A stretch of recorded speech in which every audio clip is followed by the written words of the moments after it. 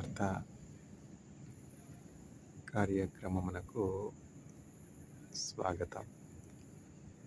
నేటి ధ్యానాంశము బైబిల్.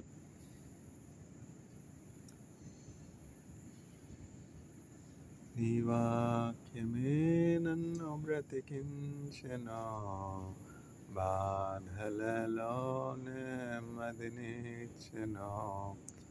కృపా సత్య దయా సత్య సంపూర్ణుడా, వాక్యమై ఉన్న యేసు వందనమయ్యా. నీ వాక్యమే నన్ను బ్రతికించెను, బాధలలో నెమ్మదినిచ్చెను. జిగటగల ఊబి నుండి లేవనెత్తెను, సమతలమగు భూమిపై నన్ను నిలిపెను. జిగటగల ఊబి నుండి లేవనెత్తెను, సమతలమగు భూమిపై నన్ను నిలిపెను. నా పాదములకు దీపమాయెను, నా పాదములకు దీపమాయెను. సరళమైన త్రోవయందు నడుపుచుండును. నీ వాక్యమే నన్ను బ్రతికించెను, బాధలలో నెమ్మదినిచ్చెను. పాల వంటిది జుంటె తేనె వంటిది, నా జీవకో మహామధురమైనది. పాల వంటిది జుంటె తేనె వంటిది, నా జీవకో మహామధురమైనది.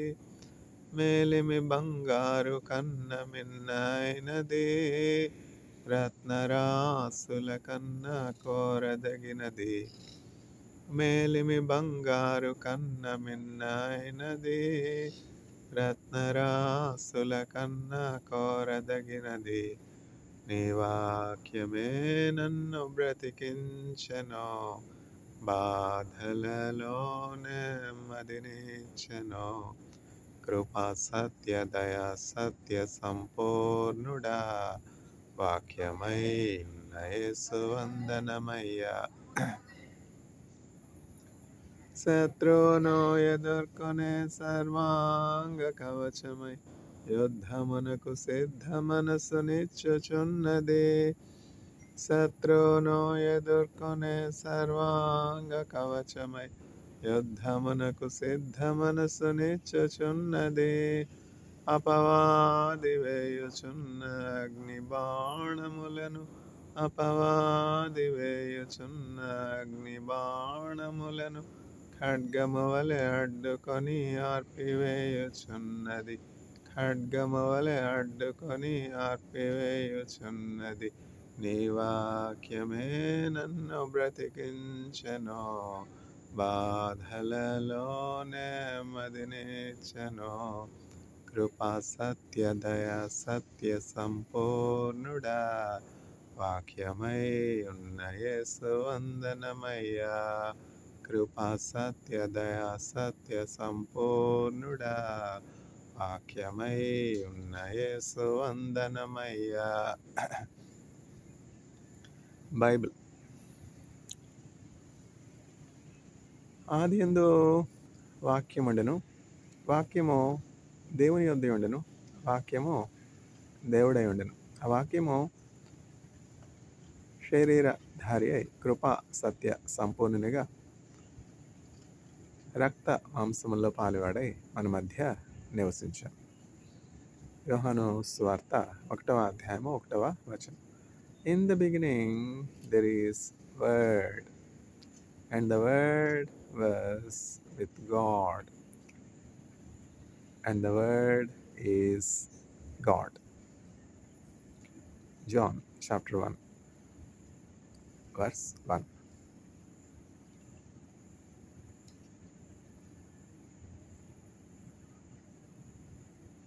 నీ వాక్యము నా పాదములకు దీపమో దీపమో, నా త్రోవకు వెలుగై వెలుగై ఉన్నట్టే ఆ దీపమో నీ ధర్మశాస్త్రమో నాకెంతో ప్రియమో నీ ఆజ్ఞలందు నాకధిక వాంఛ హల్లెలూయా ప్రభు హల్లెలూయా ప్రభు హల్లెలూయా నీ వాక్యమో నా పాదములకు దీపమో దీపమో.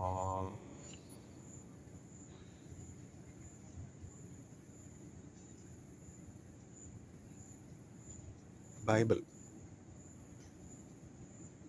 In the beginning there is word, and the word was with God, and the word is God.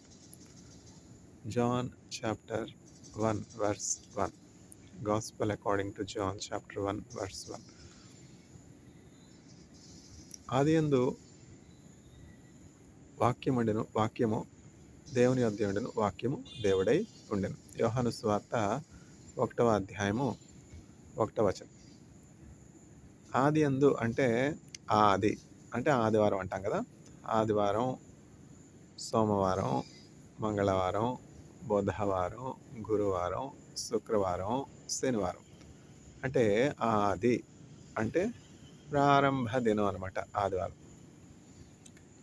అట్లనే చివరి దినం ఏమిటి వారంలో? శనివారం, సాటర్డే కదా.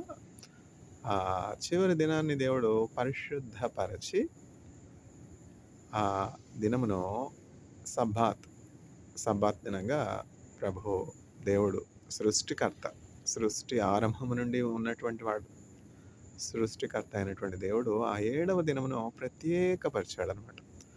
మొదటి 6 దినములు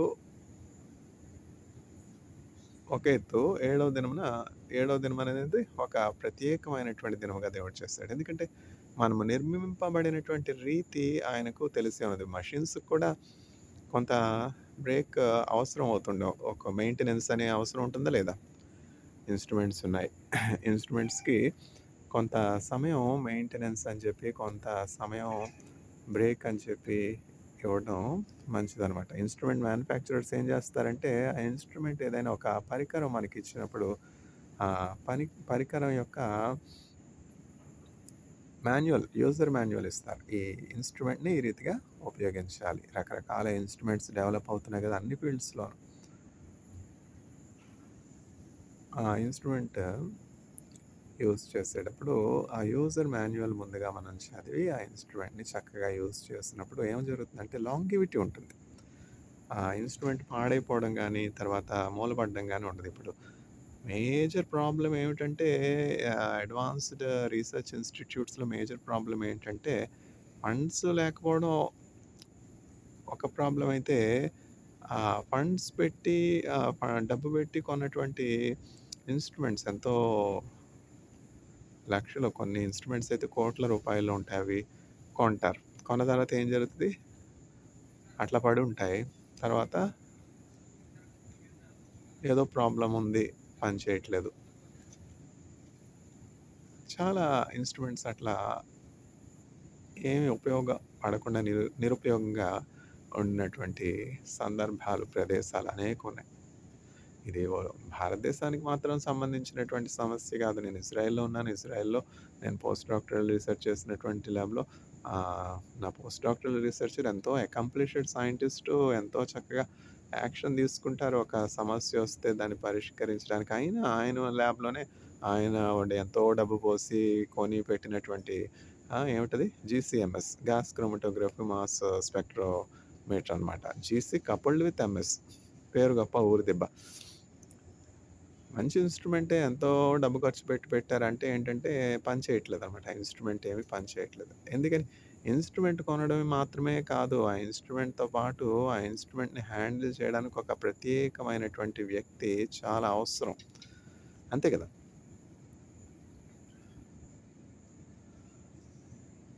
ఎన్నో కోట్లు పెట్టి, లక్షలు పెట్టి ఒక ఇన్స్ట్రుమెంట్ కొని దాన్ని ప్రతి రోజు చూసుకోవడానికి ఒక టెక్నీషియన్ మనం పెట్టుకోలేమా?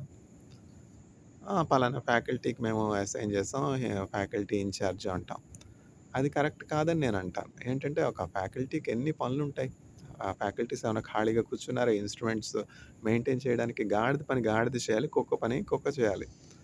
గాడిద పని కుక్క చేయాలని జెప్పి సిన్సియారిటీతో చేసిందంట. చేస్తే ఆ ఓనర్ పెడుతుంటే గాడిద యొక్క యజమానికి ఆ గాడిద అర్ధరాత్రి ఎందుకు ఓనర్ పెడుతుందో తెలియలేదు. ఎందుకు ఓనర్ పెడుతుందో తెలియకపోతే ఏం చేశాడు, చాకలివాడు గాడిదని బట్టి కొట్టి చంపేశాడు. నేనెంతో అలసిపోయి పండుకున్నాను. నాకు నిద్ర పట్టేదే అదే మధ్యరాత్రి పడుతుంది. ఎంతో కష్టపడి ఉదయం అంతా బట్టలు ఉతుక్కొని, బట్టలు ఆరబెట్టి, బట్టలు మడత పెట్టి, కష్టపడి పని చేస్తేనే నాకు 4 పైసలొస్తాయి. బుద్ధుందా లేదా అసలు నీకు? నేను జాగ్రత్తగా గమనించుకుంటా ఉన్నాను. తగిన కాలంలో ఆహారం పెడతా ఉన్నాను. నీ క్షేమం చూస్తా ఉన్నాను. అయినా నీకేమన్నా ఇంగిత జ్ఞానం ఉందా? అని చెప్పి గాడిదని కొట్టి చంపేశాడు. తీరా చూస్తే ఏమైంది తెల్లవారిన తర్వాత ఇల్లంతా దోచుకొనబడింది. ఆ ఇంట్లో ఉన్నటువంటి వస్తువులు బట్టలు ఏమైతే ఉన్నాయో అవన్నీ కూడా దొంగలు ఎత్తుకుని పోయినారు. తీరా చూస్తే ఈ చాకలవానికి ఒక కుక్క కూడా ఉంది. కుక్క ఏం చేస్తా ఉంది దొంగలొచ్చినప్పుడు? పండుకుంటా ఉంది. గాఢ నిద్రలో ఉంది. ఎవరిని కొట్టాలి? ఎవరిని శిక్షించాలి? ఎవరు శిక్షకు పాత్రులు? ఇక్కడ గాడిద కుక్క చేయవలసినటువంటి పని చేసింది. ఏమన్నా మెప్పు పొందిందా? అందుకని చెప్పి ప్రొఫెసరు, ఫ్యాకల్టీ అనేటువంటి వారు వాళ్ళు చేయవలసినటువంటి పనులు వాళ్ళకున్నాయి. ఆహ్రోన్ గడెంకన్ గారు ఆ ఇన్‌స్ట్రుమెంట్ మెయింటెనెన్స్ చూసుకుంటారా? ఆయనకి వేరే పనేమి లేదా? గ్రాంట్ అప్లికేషన్స్ రాసుకోవడం, గ్రాంట్స్ కొరకు ఫండింగ్ రిపోర్ట్స్, ప్రాజెక్ట్ రిపోర్ట్స్ పంపించడం, తర్వాత రీసెర్చ్ స్కాలర్స్‌ని గైడ్ చేయడం, వాళ్ళ మీటింగ్స్‌లో వాళ్ళ రీసెర్చ్ ప్రోగ్రెస్ ఎట్లా ఉంది మానిటర్ చేయడం, పీహెచ్‌డీ స్కాలర్స్‌ని గైడ్ చేయడం, రీసెర్చ్ పేపర్స్ పబ్లిష్ చేయడం, అనేకమైనటువంటి కాన్ఫరెన్సెస్ అటెండ్ అవ్వడం, నేషనల్ కాన్ఫరెన్సెస్ కండక్ట్ చేసి ఆయనకున్నటువంటి నాలెడ్జ్‌ని షేర్ చేసుకోవడం వీటిలో ఉంటారా? లేకపోతే ఆ ఇన్‌స్ట్రుమెంట్ జీసీఎంఎస్ రూ. 1,00,00,000 పెట్టి కొన్నాను. ఈ ఇన్‌స్ట్రుమెంట్‌ని నేను చూసుకుంటా ఉంటాను. ఇదే నా పని అంటారా? అది బుద్ధిహీనత కాదా? ఒక ఇన్‌స్ట్రుమెంట్ కొనుక్కున్నటువంటి వ్యక్తి ఆ ఇన్‌స్ట్రుమెంట్‌కి ఒక టెక్నీషియన్ కొనలేడా? అంటే టెక్నీషియన్ జాబ్ పెట్టుకొని ప్రతి నెల కొంత సాలరీ ఇవ్వలేరా? అక్కడుంది లెక్కున. బ్యాక్‌లాగ్ పోస్ట్‌లు, యూనివర్సిటీలో టీచర్స్ పోస్ట్‌లు ఫిల్ చేసేదే లేదు. ఎట్లా ఉంటాయి కాంట్రాక్ట్ జాబ్సు. అందువలన చాలా మట్టుకు ఎడ్యుకేషన్ సిస్టమ్ చాలా ఫెయిల్యూర్ అవుతా ఉంది. ఎడ్యుకేషన్ సిస్టమ్ అంటే ఇంక్లూడ్స్ రీసెర్చ్ ఆల్సో. అందువల్ల ఎట్లా మనం కంపీట్ అవుతాం యూఎస్‌తో గాని, చైనాతో గాని. ఇండియాకి అడ్వాంటేజ్ ఉంది. ఇండియాకి అడ్వాంటేజ్ ఏంటంటే India is the young nation. ఇప్పుడు జర్మనీ గాని, తర్వాత జపాన్ గాని, ఇంకా ఏ నేషన్ మనం చూసినప్పటికీ అవన్నీ కూడా ఏజింగ్ నేషన్స్ అనమాట. ఏజింగ్ నేషన్స్ అంటే ఏంటంటే అందులో ఆ దేశంలో ఉన్నటువంటి ప్రజల్లో వృద్ధుల శాతం ఎక్కువ. యవ్వనుల శాతం తక్కువ. అయితే భారతదేశానికి మనం వచ్చినట్లయితే భారతదేశం చాలా యంగ్ నేషన్‌గా ఉంది. మన దేశంలో పాపులేషన్స్ పాపులేషన్ చాలా ఎక్కువనమాట. That is the advantage we have. What are we doing for our young people? Joblessness, hunger, thirst. Where will they earn their livelihood? So, there is the lacuna. These are the problems that need to be sorted out. దేవుని వాక్యంలో జ్ఞానం ఉందన్నమాట. దేవుని వాక్యం జ్ఞానం. ఎందుకంటే ఆయనే జ్ఞానం గదా! ఆ దేవుడే వాక్యం గదా! దేవుడు ఎవరు? వాక్యం ఏమిటి? బైబిల్ గ్రంథం అంటే ఏమిటి? అని చక్కని డెఫినిషన్, చక్కని నిర్వచనం ప్రతి చోట మనం చూస్తాం. దావీదు నిర్వచించాడు. అట్లనే యోహాన్ నిర్వచిస్తున్నాడు. యోహాన్ ఎవరు? యోహాన్ యేసుక్రీస్తు ప్రభు ప్రేమించినటువంటి శిష్యుల్లో ఒకనిగా ఉన్నాడు. యేసుక్రీస్తు ప్రభువుకి ఎంతో సన్నిహితంగా ఉన్నాడు. ఎంతో దగ్గరగా ఉన్నాడు. యేసుక్రీస్తు ప్రభువుకున్నటువంటి 12 మంది అపోస్తలులలో అతి చిన్నవానిగా ఉన్నాడు యోహాను. యేసుక్రీస్తు ప్రభు రొమ్మున ఆనుకునేవాడిగా అంత సన్నిహిత సంబంధం. తండ్రి కుమారునికి ఉన్నటువంటి సంబంధం ఉన్నది. పౌలు, తిమోతి అట్లా తండ్రి కుమారుల సంబంధం కలిగినటువంటి వారుగా ఉన్నారు. యేసుక్రీస్తు ప్రభు యోహాను అపోస్తలుడైనటువంటి యోహాను వేరు, బాప్తిజం ఇచ్చే యోహాను వేరు. బాప్తిజం ఇచ్చే యోహాను యేసుక్రీస్తు ప్రభు కంటే 6 మాసములు పెద్దవాడు. బాప్తిజం ఇచ్చు యోహాను గురించి యేసుక్రీస్తు ప్రభు ఏం చెప్తారంటే, అపోస్తలుడు వేరు, బాప్తిజం ఇచ్చే యోహాను వేరు. బాప్తిజం ఇచ్చే యోహాను యొక్క తల్లిదండ్రులు ఎవరంటే జకరియా, ఎలిజబెత్ దంపతులు. ఎందుకంటే ఈ దంపతులు దేవుని యొక్క పరిచర్యలో ఉండినటువంటి వారు. అహరోను వంశమునకు సంబంధించినటువంటి ఆహ్, వ్యక్తి ఎలిజబెత్ అనమాట. ఎలిజబెత్. అహరోన్ ఎప్పుడు వాడు? ఎప్పుడో మోషే కాలం వాడు కదా! మోషే అన్నయ్య అహరోన్. లేవియ కాండంలో మనం అహరోను గురించి, అహరోను యొక్క యాజకత్వం గురించి, యాజక పరిచర్యను గురించి మనం చూస్తాం. జీనియాలజీలో అహరోను యొక్క జీనియాలజీలో వచ్చినటువంటి వారిలో ఒకరు, అహరోను కుమార్తెలలో ఒకరు. అంటే అహరోను కుమార్తె అంటే డైరెక్ట్‌గా అహరోను కుమారులు ఎక్కడున్నారు? అహరోనుకి నలుగురు కుమార్తెలు ఎవరున్నారు? అహరోనుకి నలుగురు కుమారులున్నారు. ఆ నలుగురు కుమారులు ఇద్దరు మరణించారు. ఇద్దరు మాత్రం సజీవులుగా ఉన్నారు. ఆ ఇద్దరు సజీవులుగా ఉన్నటువంటి కుమారుల తర్వాత వంశం వృద్ధి చెందింది. అట్లా తరతరాలు గడిచిన తర్వాత మనం క్రొత్త నిబంధనకు వచ్చేటప్పటికి ఎలిజబెత్ అనే ఆహ్, వ్యక్తిని చూస్తున్నాం. ఆమె ఆహ్, యాజకుడైనటువంటి జకర్యాకు భార్యగా ఉన్నది. ఎంతో ఆహ్, ప్రత్యేకమైనటువంటి గుణగణాలు కలిగినటువంటిగా బందిగా ఉన్నది. ఎంతో కాలం ఆమె గర్భం మూయబడి ఉన్నది. వృద్ధాప్యంలోనికి వచ్చేసారు. జకరియా, ఎలిజబెత్‌లు వృద్ధాప్యంలో ఉన్నారు. పిల్లలు లేరు. ఎంత బాధ! ఇప్పుడు కాదు, ఆ రోజుల్లో గొడ్రాలంటే ఎంతో అపనిందనమాట. ఎంతో అవమానం అనమాట. పిల్లలు లేనటువంటి వారు శపింపబడినటువంటి వారుగా చూసేవారు. ఇప్పుడైతే పిల్లలు లేనటువంటి వారిని చూస్తే, అమ్మ మీరు ఆశీర్వదించబడినటువంటి వారమ్మ, మీరు ధన్యులమ్మ. మీకంటే ఆశీర్వదించబడినటువంటి వారు ధన్యులు ఎవ్వరూ లేరు. కనని గర్భమును పాలియని స్తనములను ధన్యములు అని చెప్పబడు కాలము వచ్చుచు అనేదని బైబిల్ గ్రంథంలో చెప్పినట్టు ఆ కాలం వచ్చే ఉన్నది. ఇప్పుడు పిల్లలు లేనటువంటి స్త్రీలను చూస్తే, అమ్మ నువ్వు ధన్యురాలవమ్మ, నీకు అసలు పిల్లలే లేరమ్మా, నిన్నెవరు ఏమి అడగరు, ఆర్థికమైనటువంటి ఇబ్బందులే లేవు, మానసిక విచారాలే లేవు, వాళ్ళ పట్ల వచ్చే కష్టం, విపత్తు, బాధ, మానసిక విచారాలు, కడగండ్లు, కన్నీళ్లు, ఆ పిల్లలు తీసుకొచ్చే సమస్యలు అవేం లేవమ్మా, నువ్వు ధన్యురాలవమ్మ. నువ్వు పాలు ఇవ్వాల్సినటువంటి అవసరం లేదు. ప్రసవ వేదన పడి కన్నవసరం లేదు. ఆ కన్న తర్వాత ఆ పిల్లలు పెట్టే ఆ హింస, వేదన, బాధ, వాళ్ళు కలుగజేసే ఇబ్బందులు, వాళ్ళ ద్వారా వచ్చే సమస్యలు ఇవన్నీ మేము అనుభవిస్తున్నాం కదా! పిల్లలు లేకపోతేనే మంచిది. నువ్వు లేకుండా ఉన్నావమ్మా, నువ్వు ధన్యురాలివి. దేవుని వాక్యం చూసారా? ఎప్పుడు చెప్పారు ఇది? అనేక శతాబ్దాల పూర్వం ఏమని రాయబడి ఉంది దేవుని వాక్యంలో? స్ పాలివ్వనటువంటి స్తన్యములు, కనని గర్భమును ధన్యములు అని చెప్పబడు కాలం వచ్చుచున్నది. ఈ కాలం అదే గదా! ఈ కాలం అదే. అంత్య దినముల్లో అపాయకరమైనటువంటి కాలములు వచ్చును. ఆ కాలం ఇదే. అంత్య దినముల్లో అపాయకరమైనటువంటి కాలం వచ్చును. మనుష్యులు సజ్జన ద్వేషులు. ఇప్పుడు సజ్జనులను చూసి ప్రేమించేవారు ఎక్కడున్నారు? అమెరికా దేశం భారతదేశాన్ని చూసి ప్రేమిస్తా ఉన్నదా? భారతదేశం ఎవరి మీద ఇన్వైట్ చేయట్లేదే. భారతదేశం ఎంతో శాంతి కాముక దేశమే. శాంతిని ప్రేరేపించే దేశంగా ఉన్నది. భారతదేశం తమ పొరుగువారికి మేలు చేసే దేశంగా ఉన్నది. శ్రీలంక ఆర్థికమైనటువంటి సంక్షోభంలో ఉన్నప్పుడు వెంటనే ఫస్ట్ రెస్పాండ్ అయింది భారతదేశమేనే అని చెప్పి, ఏమన్నా అమెరికా దేశం భారతదేశం నీతిమంతుల దేశం అని చెప్పి మెచ్చి మేకతో కప్పిందా? 50% టారిఫ్ ఏశారు. అంటే ఏంటి? ఇవి అన్నీ కూడా వేదనలకు ప్రారంభం. ఇవన్నీ కూడా days of tribulation. These are the days of tribulation అనమాట. అంత్య దినములు అపాయకరమైనటువంటి కాలములు సంభవించును. మనుష్యులు సజ్జన ద్వేషులుగా ఉంటారు. ఇప్పుడు అమెరికా ప్రభుత్వం భారతదేశాన్ని ఇంత ద్వేషించడానికి కారణం ఏంటి? భారతదేశం అభివృద్ధి చెందుతా ఉంది. భారతదేశం పచ్చగా ఉంది. మేము క్షీణించిపోతా ఉన్నాం. మేము ఆర్థిక వ్యవస్థ క్షీణించిపోతా ఉన్నది. ఈగల కింద పడిపోతా ఉన్నది. ప్రక్కన వాడు అభివృద్ధి చెందుతున్నాడని అసూయ పడకూడదు, ఈర్ష్య పడకూడదు.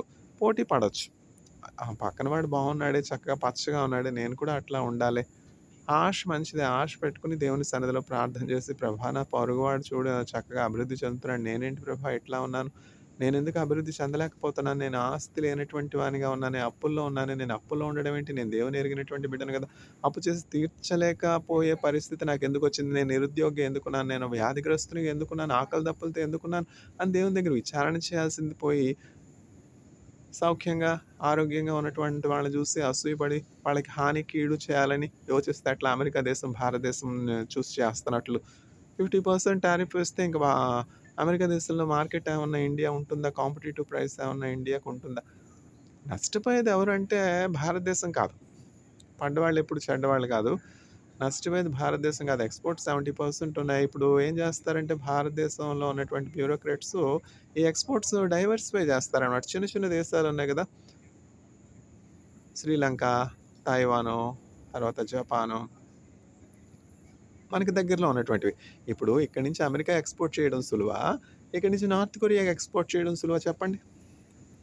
నార్త్ కొరియాలో ఇప్పుడు ఆర్థికమైనటువంటి ఎంత సంక్షోభం ఉంది. నార్త్ కొరియా గాని, సౌత్ కొరియా తీసుకోండి. సౌత్ కొరియాలో అక్కడ నేను ఉండి వచ్చాను గనక నాకే తెలుసు. సౌత్ కొరియాలో ఫిషరీస్ ఉంటాయి. ఫిషరీస్ ఉంటే అగ్రికల్చరల్ ప్రొడ్యూస్ చాలా తక్కువ. ఎందుకంటే చాలా శాతం మంచు కప్పిబడి ఉండుట వలన వ్యవసాయం అంతగా నార్త్ కొరియాలో గాని, సౌత్ కొరియాలో గాని, జపాన్‌లో గాని జరగదనమాట. అఫ్‌కోర్స్ అవన్నీ కూడా ఐలాండ్ కంట్రీస్, పెనిన్సులార్ నేషన్స్ కాబట్టి సీ కోస్ట్ లార్జ్‌గా ఉండడాన్ని బట్టి ఏం జరుగుతుందంటే marine organisms, marine food, sea food products ఇవన్నీ కూడా ఎక్కువుంటాయి. అందువల్ల వాళ్ళు మన సీ ఫుడ్స్ కొనరు వాస్తవమే.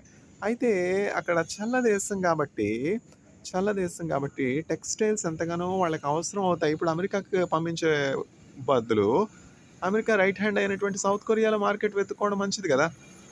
నార్త్ కొరియాలో మార్కెట్ వెతుక్కోవడం మంచిది గదా! తైవాను, శ్రీలంక ఈ దేశాల్లో. అందువల్ల ఎక్కడో దూరపు కొండలు నునుపు, దూరపు కొండలు నునుపు. పరిగెట్టి పాలు తాగే కంటే నిలుచుని నీళ్లు తాగడం మేలు. గ్రాండ్ మాస్టర్ రిసైప్ కదా! Grand master recipe. అందుకని జెప్పి మన దగ్గరలో ఉన్నటువంటి దేశాలకి మనం ఆ ప్రొడక్ట్ డైవర్సిఫికేషన్ జేసుకొని ఎక్స్‌పోర్ట్స్ అమెరికాకిచ్చే దాంట్లో చాలా మట్టుకు ప్రైస్ మనం తగ్గించేసి ఈ దేశాలకిస్తే కొనరా? అక్కడ టారిఫ్‌తో పాటు బాధపడే కంటే మన పొరుగు దేశాలకి అవసరతలో ఉన్నటువంటి వాళ్ళకి చైనాలో మార్కెట్ వెతుక్కోవచ్చు అట్లా. అమెరికా దేశం ఇప్పుడు అల్యూమినియం మీద, స్టీల్ మీద, మెటల్స్ మీద టారిఫ్ వేసింది. అయితే మన దేశంలో ఇప్పుడు this is the time to use those minerals, those metals for the growth and development of infrastructure in India. Infrastructure అంతా డెవలప్ అవ్వాల్సి ఉంది. ఈ ఈ టారిఫ్ టైము, సీజన్ దాటిపోయేంత వరకు ఎక్స్‌పోర్ట్స్ నిలిచిపోయినందువల్ల మనం ఏమి బాధపడనవసరం అవసరం లేదు. అవి హోమ్ కొరకు మనం ఉపయోగించుకొని మన ఇన్‌ఫ్రాస్ట్రక్చర్ డెవలప్‌మెంట్ మీద ఫోకస్ చేసుకోవడం మంచిది. ఇట్లాంటి అప్స్ అండ్ డౌన్స్ ఉంటాయి. ఇట్లాంటి ప్రాబ్లమ్స్ వచ్చినప్పుడు సొల్యూషన్స్ మనం వెంటనే కనుగొని ఓవర్‌కమ్ చేయాలి. ప్రాబ్లమ్ వచ్చిందని ఆగిపోతే ఎట్లా? సమస్య వచ్చిందని ఆగిపోతే ఎట్లా? దావీదు ఎన్ని సమస్యలు చూసాడు. దేవుని వాక్యంలో ప్రతి సమస్యకు పరిష్కారం ఉండేది. అందుకనే మదర్ తెరెసా గారు ఇందిరాగాంధీ గారు ఎక్కువ బైబిల్ చదువుతారు.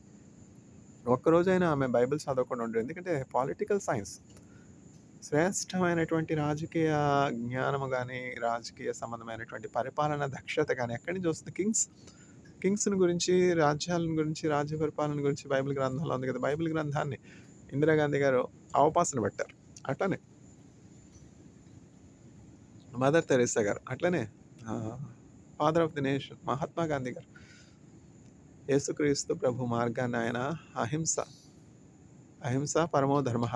యేసయ్య ఎవరినైనా హింసించారు. ఇంక ముందుకు పోదాం. బైబిల్ అంటే ఏంటి? నేను ఇజ్రాయెల్ దేశంలో ఉన్నాను గదా! ఇజ్రాయెల్ దేశంలో 6 సంవత్సరాలు ఉన్నాను.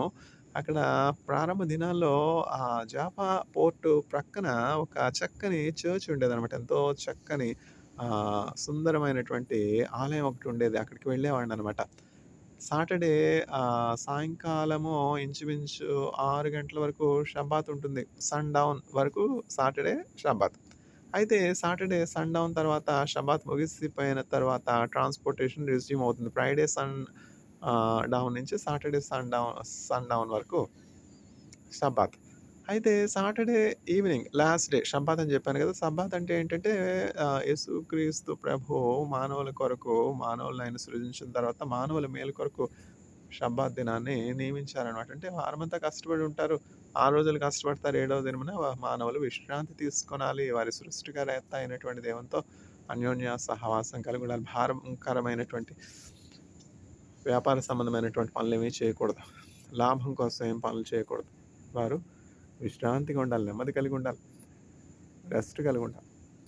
ఇప్పుడు మానవులకి లేనిది అదే కదా! రెస్ట్ లేదు, నిద్ర లేదు. అంటే ఎన్ని సైడ్ ఎఫెక్ట్స్, ఎన్ని జెనెటిక్ ప్రాబ్లమ్స్, ఎన్ని హెరిడిటరీ రిలేటెడ్ డిసీజెస్, క్యాన్సర్, తర్వాత డయాబెటిస్, ఇంకా లిస్ట్ ఆఫ్ సిక్‌నెసెస్‌కి అంతమే లేదు. ఎందుకని? మనం నిర్మింపబడినటువంటి రీతి తెలిసినది. మనల్ని నిర్మించినటువంటి దేవునికే. ఆ దేవుని వాక్య ప్రకారం మనం జీవించినప్పుడు చక్కగా ఆరోగ్యం కలిగి ఉంటాం. వాక్యం చదివేది ఎవరు? వాక్యం ఎవరు చదువుతారులెండి. ప్రతిరోజు వాక్యాన్ని చదువుట అభ్యాసం చేసుకోవాలి. వాక్యాన్ని చదవడం ఆహ్, వీలు కానటువంటి వారు కూడా ఉంటారు. ఇప్పుడు చూడండి, మనమైతే చక్కగా చదువుకుంటా ఉన్నాం దేవుని వాక్యం. దేవుని వాక్యం ఇప్పుడంటే అందుబాటులో ఉంది.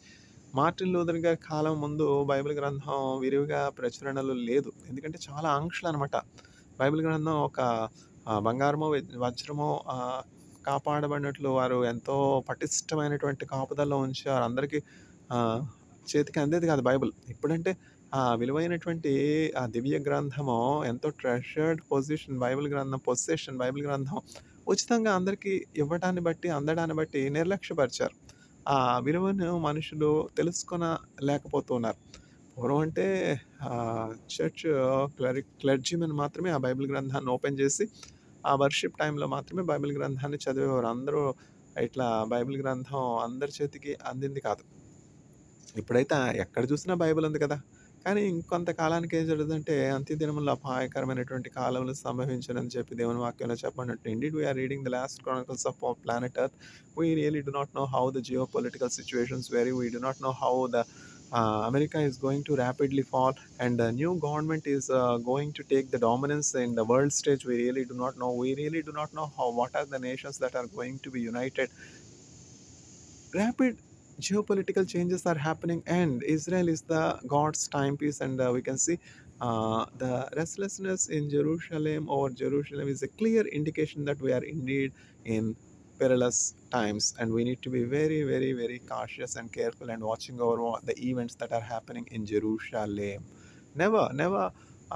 During all the 6 years of my stay in Israel, I have never seen such lack of peace or absence of peace within Jerusalem, within Israel. Of course, there were times of war, of course, there were times of conflict every now and then, but prolonged war, fear, frustration, lack of peace.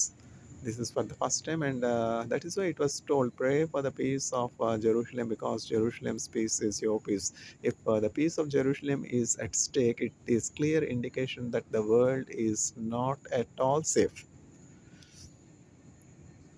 Jerusalem Yehovana Siononi Devoni, Jerusalem Yehovana Siononi Devoni, కీర్తించుము కొనియాడుము ఆనందించు వాడని దేవునికి స్తోత్రము గానము చేయుటయే మంచిది, మనమందరము స్తుతి గానము చేయుటయే మంచిది. గుండె చెదరిన వారిని బాగు చేయువాడని, గుండె చెదరిన వారిని బాగు చేయువాడని, వారి గాయములన్నీయో కట్టుచున్నవాడని దేవునికి స్తోత్రము గానము చేయుటయే మంచిది, మనమందరము స్తుతి గానము చేయుటయే మంచిది. గుండె చెదర ఉన్నటువంటి వారిని ప్రభు ఎట్లా బాగు చేస్తారు? ఆయన వాక్యం ద్వారానే కదా. నీ వాక్యమే నన్ను బ్రతికించెను, బాధలలో నెమ్మదినిచ్చెను. ఒకానొక సందర్భంలో వ్యభిచారంలో పట్టబడినటువంటి ఒక స్త్రీని గొప్ప జనసమూహం యేసుక్రీస్తు ప్రభు దగ్గరికి తీసుకుని వచ్చారు బాహాటముగా. ఆమె హృదయం ఎంతగా గాయపడి ఉంటుంది, ఎంతగా కలతపడి ఉంటుంది. ఒక స్త్రీ వ్యభిచారము చేస్తూ ఉన్నది, వృత్తిగా చేస్తూ ఉన్నదంటే ఏమిటంటే, ఆమెకు వేరొక జీవనోపాధి లేకపోవుటను బట్టే కదా. యేసుక్రీస్తు ప్రభు దగ్గరికి ఆమెను తీసుకుని వచ్చారు. ఈమెను వ్యభిచారం చేస్తుండగా మేము పట్టుకున్నాం. అదేదో ఒక గొప్ప డిస్కవరీ లాగా. సిగ్గుమాలిన జనులు తీసుకుని వచ్చారు. తీసుకుని వచ్చి ఆమె మీద నేరారోపణ మోపుతూ ఉన్నారు. ఈమె వ్యభిచారం చేస్తుండగా మేము పట్టుకున్నామని. మరి వ్యభిచారం చేస్తూ ఉండగా పట్టుకుంటే ఆమెనొక్కళ్ళని ఎందుకు పట్టుకున్నారు? ఆమెతో పాటు పండుకున్నటువంటి ఇంకొక పురుషుడు ఎక్కడున్నాడు? అతన్ని పట్టుకొని రాలేదు. ఏమిటి వింత? అయితే మీకు ధర్మశాస్త్రం ఏమని చెప్పి ఉన్నది అని యేసుక్రీస్తు ప్రభు అడిగినప్పుడు, వ్యభిచరించిన వారిని రాళ్ళ చేత కొట్టి చంపాలి అని చెప్పారు. అంటే యేసుక్రీస్తు ప్రభు చెప్పారు, అవునవును, మీరు మంచిగానే ధర్మశాస్త్రాన్ని పఠించారు, మీరు వాక్యం బాగా ఎరిగినటువంటి వారు, కానీ మీరు గమనించవలసినటువంటి విషయం ఏమిటంటే,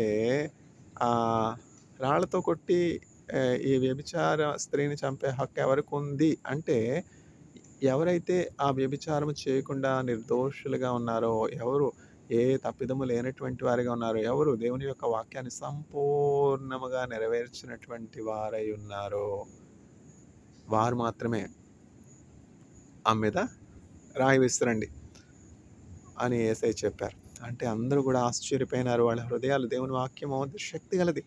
నీ వాక్యం శక్తి గలది, నా త్రోవకు నిత్య వెలుగు, నా హృదిలో శాంతి నీవే. అప్పుడు వారందరూ కూడా తమ హృదయాల్ని పరిశీలించుకున్నారు. అవును కదా! మేము కూడా ఈమెతో పడుకోలేదా? మేము కూడా ఈమెతో వ్యభిచారం చేయలేదా? మాలో ప్రతి ఒక్కరం పాపం చేసినటువంటి వాళ్ళమే కదా! రహస్యంగా ఈమైతే పట్టుబడింది. మేమైతే పట్టుబడినటువంటి దొంగలం కాదా? అని చెప్పి వారి హృదయమును వారు లోతుగా పరిశీలించుకుని, దేవుని వాక్యం ఏం చేస్తుందంటే, the the word of God convicts people. That is the power of word of God. The word of God cleanses us from all our iniquities. If we confess our sins, He is just and righteous to cleanse all our unrighteousness and make us clean. Mother cleans, isn't it? Mother cleans the little child. Likewise, the word of God, Jesus Christ, cleanses us from all our unrighteousness and makes us clean. వాళ్ళందరూ కూడా పశ్చాత్తాపడి, అవును మేము కూడా తప్పు చేసిన వాళ్ళమే కదా, ఈ మీద రాయి వేసే అధికారం మాకెక్కడ ఉంది అని చెప్పి వాళ్ళు ఒకరు తర్వాత ఒకరు వారి హృదయంలో ఉన్నటువంటి వారు చేసినటువంటి ఆ తప్పిదాలన్నీ కూడా అది జ్ఞాపకం చేసుకుని తలపోసుకుంటున్నారు. ఆ యేసుక్రీస్తు ప్రభు ఆ మాట చెప్పగానే, మీలో ఎవరైతే పాపము చేయలేదో, మీలో ఎవరిలో అయితే పాపము లేదో వారే ఈమె మీద మొదటిగా రాయి వేయండి అని చెప్పినప్పుడు, ఎవరు కూడా రాయి ఎత్తారు కానీ వేయలేకపోయినారు. ఎందుకని? వారి హృదయం వారి మీద నేరస్థాపన చేస్తుంది. పలానా సమయంలో నేను ఈ తప్పిదం చేశాను, నేను ఈ పాపం చేశాను, దేవుని వాక్యానికి వ్యతిరేకంగా, దేవుని చట్టానికి వ్యతిరేకంగా నేను ఈ పని చేసినటువంటి వాడను కానా, చేసిన దానను కానా, నేను ఈమె మీద రాయి వేయడానికి నాకు అర్హత లేదు కదా అని చెప్పి పశ్చాత్తాపడి ఒకరి తర్వాత ఒకరు వెనుదిరిగి వెళ్ళిపోయినారు. అప్పుడు ఆ పాపములో పట్టుబడినటువంటి స్త్రీ యేసుక్రీస్తు ప్రభు పాదాల దగ్గర పడి కన్నీటితో యేసు ప్రభు పాదాలు కడిగి, ప్రభా, నన్ను నీవు ఇంతగా ప్రేమించడానికి కారణం ఏంటి? Why do you defend me lord? What am I?